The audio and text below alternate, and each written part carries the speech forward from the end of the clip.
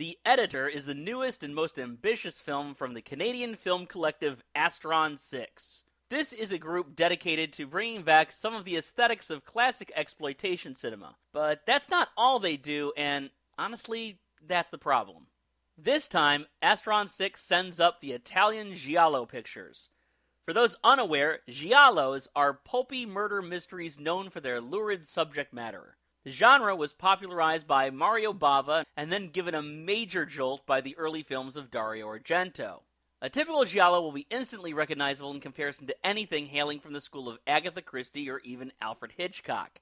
You can expect to see an emphasis on eroticism, an almost fetishized portrayal of murder, and plenty of logic-defying twists and turns. And all of it done in that special style of the masters of Italian cinema. The Editor does a great job of recreating that feel. Right away, the film goes meta by taking place on the set of a giallo. As you might expect, a masked glove killer begins dispatching members of the cast and crew in gory detail. The immediate prime suspect is the one-handed editor, Ray Cizo, who is suffering from some mysterious mental ailment. Astron 6 captures the feel of giallo cinema and perhaps even heightens their aesthetics. Previous films from the group, like Manborg, looked like sloppy approximations of what they were really aiming towards. But the Editor looks really pretty. The camera work is excellent, and if things look slick, they don't look too slick, otherwise they would separate themselves too far from the giallos that Astron 6 is trying to replicate. And if they were merely making a modern giallo, or even emphasizing some of the more ludicrous aspects of European exploitation cinema, the Editor would be a complete winner.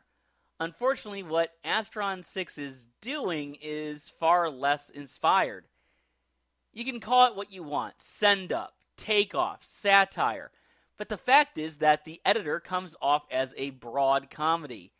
And this often comes at the expense of any kind of suspense, tension, or character development that the film was aiming for.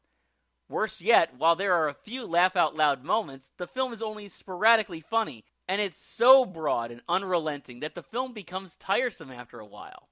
It almost seems like the filmmakers are aware of this, since midway through the film, they aren't merely shining a light on the giallo, but European horror cinema in general, and they even indulge in brief homages to other cult films like Videodrome. Not only is this humor misplaced, it comes off as a bit too mean-spirited.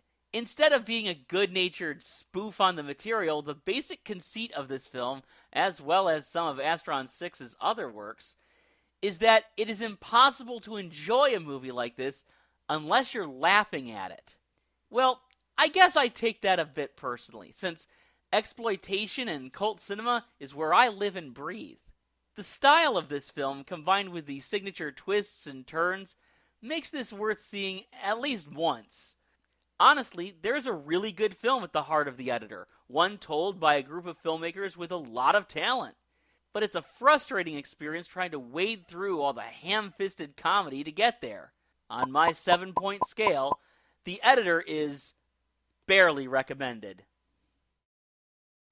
See, that's cute, but it just makes me want to watch Videodrome instead.